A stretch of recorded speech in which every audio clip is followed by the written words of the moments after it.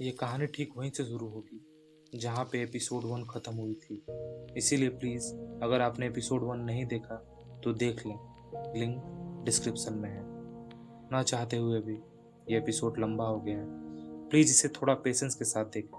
I am sure कि आपको मज़ा आएगा। इसमें कुछ ऐसे प्रश्न और रहस्य हैं जो पीके को पूरी तरह से हिला के रख देंगे। सो एंजॉय कीजिए इस सफ़र को। कि तभी उनका शिप किसी चीज़ से टकराता है। उस टक्कर से शिप को बहुत नुकसान होता है और साथ ही पीके और चौधरी दोनों बेहोश हो जाते हैं। कुछ देर बाद चौधरी को होश आता है। वो पाता है कि वहाँ बहुत अधिक ठंड थी। ठंड से उसके दांत और हड्डियाँ सब थरथरा रहे थे। शिप के टूट जाने से बाहर की आवाज़ साफ सुनाई दे रही थी। चौधरी को ऐसा लग रहा था मानो बहुत से लोगों ने उसके शिप को घेर रखा हो।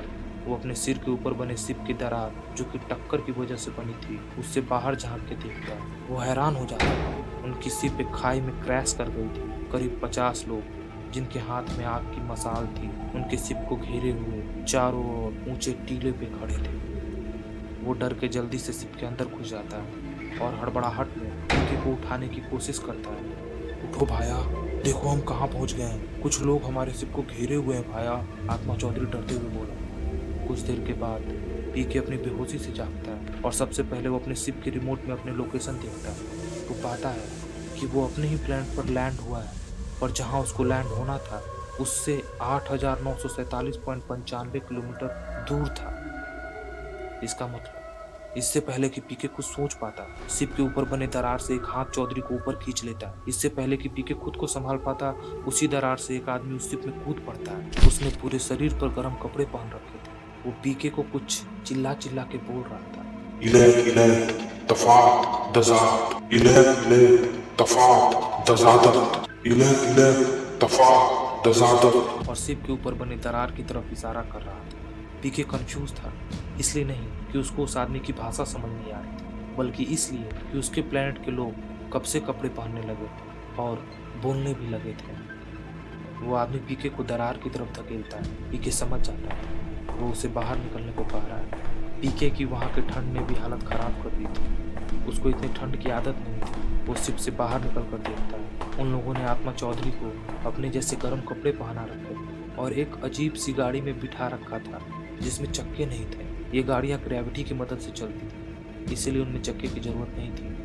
पीके उनका भाषा तो नहीं समझ पा रहा था, पर उसे ऐसा लग रहा था कि वे सभी लोग जल्दी में थे।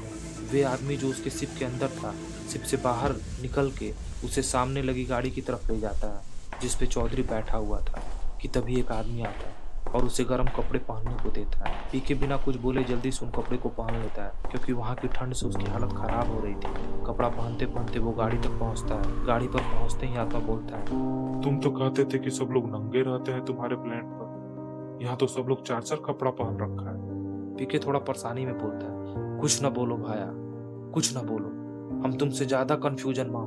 हमको तो लगता है कि हम लोग कोई और गोला पे आ गए, पर हमारा रिमोटवा तो हमरे ही गोला का लोकेशन बतावत है। पीके फिर से अपने रिमोट की तरफ देखते हुए बोलना जारी रखता है, पर हमारा रिमोट जो लोकेशन बता रहा है हमारी जानकारी के हिसाब से यहाँ कोई नहीं रहता।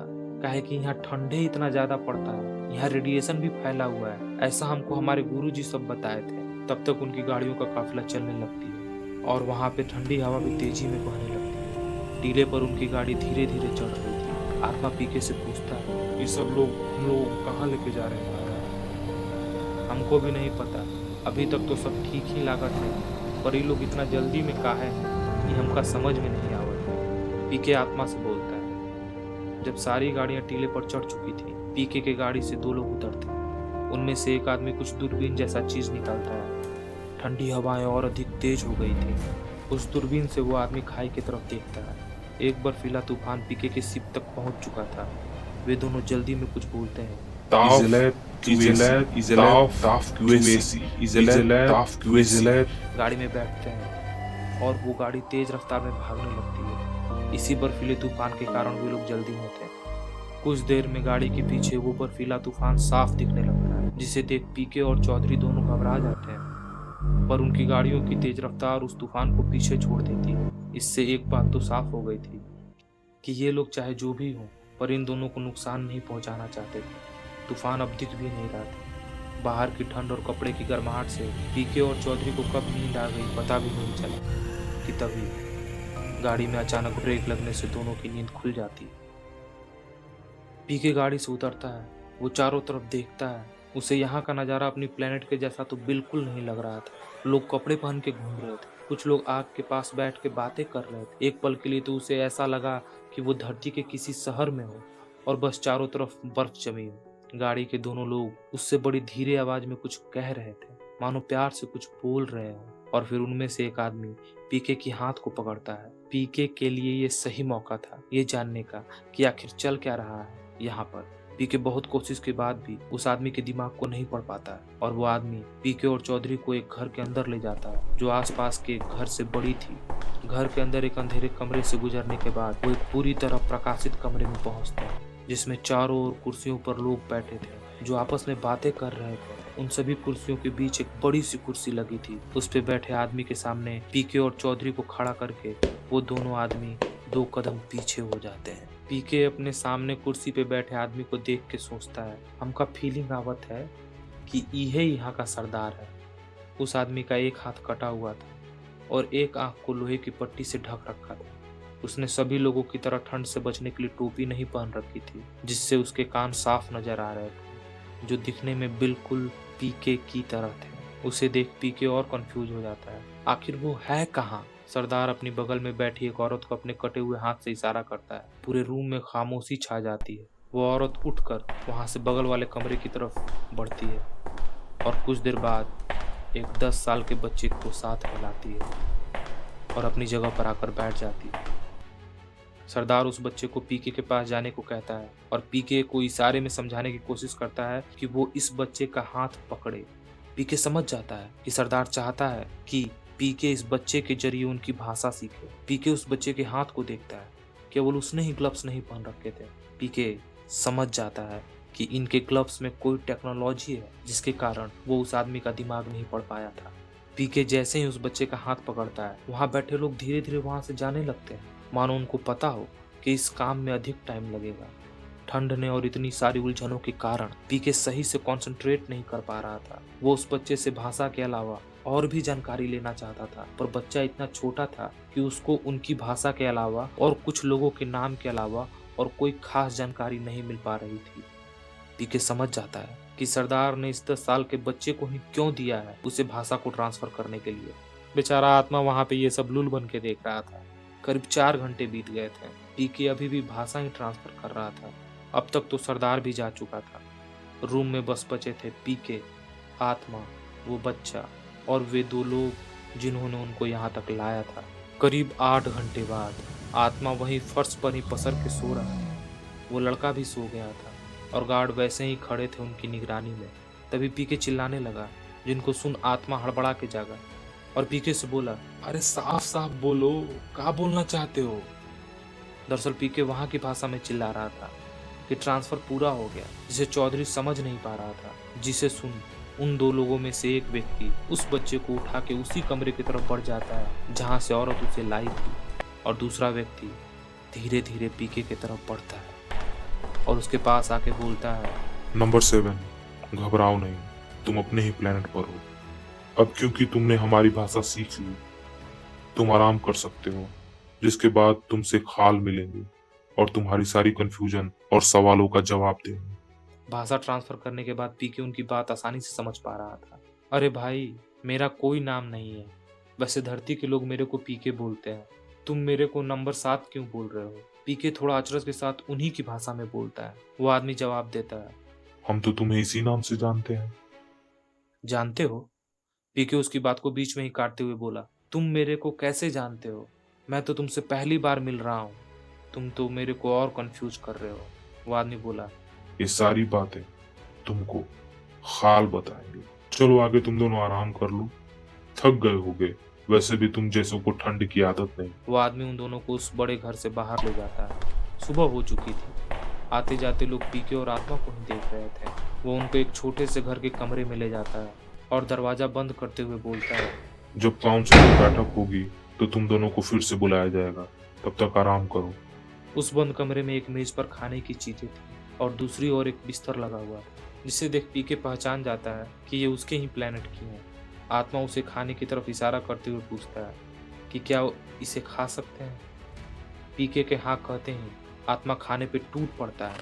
पीके को भी भूख लगी थी, पर वो अभी भी इस जगह के रहस्यों में उलझा हुआ था। आखिर उसने उसे नंबर 7 क्यों कहा? ये लोग मुझे पहले से कैसे जानते हैं? और अगर ये मेरा ही प्लेनेट है तो ये लोग कौन है जिसके बारे में उसने कभी नहीं सुना? अपने सोच में डूबे हुए जब पीके आत्मा की तरफ देखता है तो पाता है कि वो कमरे में लगे बिस्तर पे सो रहा था। पीके भी मेज पे रखे खाने को खाता है और जैसे ही सोने के लिए जाता है कमरे का दरवाजा खुल जाता है। वही आदमी फिर दरवाजा खोलता है। इस बार उसने भी टोपी नहीं पहन रखी थी। उसके भी कान बिल्कुल पीके जैसे ही थे। वो पीके से चलने को कहता है। काउंसिल तैयार थी उनसे मिलने को। पीके आत्मा को उठाता है और दोनों कमरे से बाहर आते हैं।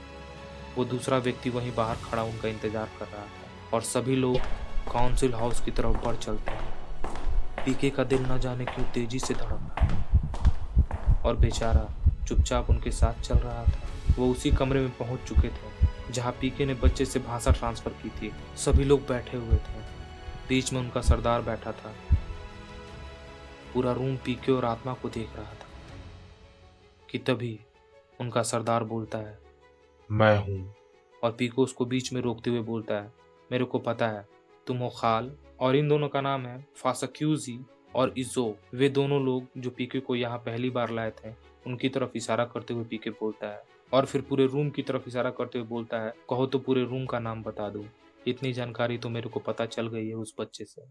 तुम तो ये बताओ तुम कौन हो और मेरे प्लेनेट के इस हिस्से में क्या कर रहे हो, और तुम लोग यहाँ के रेडिएशन से कैसे बचे हो। और हाँ, मेरा नाम नंबर 7 नहीं है। खाल थोड़ी देर चुप रहता है और फिर बोलता है, नंबर 7 कोई नाम नहीं है, वो तो बस नंबर है। ये याद रखने के लिए कि तुम्हारे लोगों ने अब तक कितने लोगों को अपने ग्रह से दूसरे ग्रह की खोज में भेजा है। पीके भौचक्का रह जाता है। उसके हिसाब से तो वो पहला व्यक्ति था जो दूसरे ग्रह पे गया था। इससे पहले कि पीके कुछ पूछता, खाल उससे पहले ही पीके से एक सवाल कर देता है। पूरा रूम शांत था। आत्मा कभी सरदार को तो कभी पीके को देख रहा था। तुम्हारी सभी सवालों का जवाब मिलेगा, बस मेरी 2 सवालों का जवाब दो। पहला, तुम्हारे प्लेनेट का नाम क्या है? खाल पीके से पूछता है। पीके हंसते हुए जवाब देता है, हमारे प्लेनेट पर कोई भाषा ही नहीं है। हम टेलीपैथी की मदद से बातें करते हैं, यानी बस विचार का आदान प्रदान करते हैं। किसी चीज की नाम रखने की जरूरत ही नहीं है। इसीलिए जैसे मेरा कोई नाम नहीं, उसी तरह हमारे प्लेनेट का भी कोई नाम नहीं। इससे पहले कि पीके अपना वाक्य पूरा करता, खाल बीच में ही बोल पड़ता है, विचार एक सुंदर वस्तु है नंबर 7, पर बिना भाषा के विचार एक दिन मर जाती है। जैसे तुम्हारे लोग हाके मैन के अंदर से अपने प्लेनेट तक के नाम का विचार भी मर चुका है। तुम्हें अपने इतिहास से दूर कर दिया गया है और फिर बिना इतिहास के व्यक्ति झूठा अस्तित्व लेके जीता है, जैसे तुम और तुम्हारे लोग हाके मैन जी रहे हैं। पीके कुछ बोलना चाहता था पर क्या बोले उसे समझ नहीं आ रहा था। और अब दूसरा सवाल, जो तुम्हारे पूरे झूठे अस्तित्व को उखाड़ फेंकने के लिए काफी है। सरदार पीके की आंखों के अंदर झांकते हुए बोलना जारी रखता है, तुम ये बताओ नंबर 7 कि अगर तुम्हारे लोग जो टेलीपैथी से एक दूसरे से बातें करते हो, वो टेलीपैथी अगर एवोल्यूशन की देन है, तो फिर तुम्हारे वोकल कॉर्ड अभी तक क्यों काम कर रहा है? आसान भाषा में, अगर तुम विचार से बातें कर सकते हो तो फिर तुम में बोलने की क्षमता अभी तक क्यों है? क्योंकि प्रकृति का ये नियम है, जिस चीज का काम नहीं वो विलुप्त हो जाती है। उदाहरण के लिए इस मानव को ही ले लो। इसके पूर्वज ने पूंछ का इस्तेमाल बंद कर दिया और देखो इनकी पूंछें धीरे धीरे पूरी तरह गायब हो गई। पीके पूरी तरह सुन था। उसने ऐसा कभी सोचा ही नहीं था। पर वो ये भी नहीं समझ पा रहा था कि आखिर सरदार कहना क्या चाहता है।